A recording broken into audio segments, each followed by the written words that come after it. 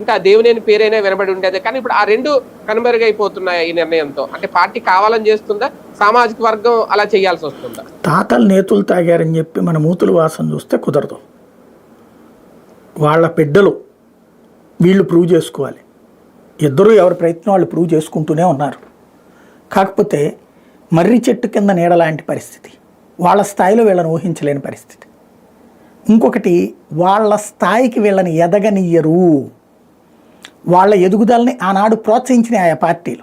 కాంగ్రెస్ వాళ్ళని నమ్ముకునేవి, వాళ్ళని ఆదరించే కుటుంబాలు ఇంకా లేవా కృష్ణా జిల్లాలో? ఉండుంటే ఇప్పుడు వీళ్ళందరూ కలిసి ఈ పరిస్థితిలో ఉంటారా? వాళ్ళు కూడా ఉంటారు. వాళ్లే ఉండుంటే మెజారిటీ రాధా ఓడిపోడు కదా, అవినాష్ ఓడిపోడు కదా, వాళ్ళు కూడా ఉంటారు. వాళ్ళ సంఖ్య తక్కువ ఉంది కాబట్టినే కదా వీళ్ళు ధైర్యంగా పక్కన పెడుతుంది. అదే రంగా ఉన్నటువంటి ఏముంటుంది ఇంకా ఉన్నది కూడా తగ్గిపోదు, ఇలా పూర్తిగా పక్కన పెట్టేసి పక్కన అట్లా అందుకే చెయ్యాలనే కదా.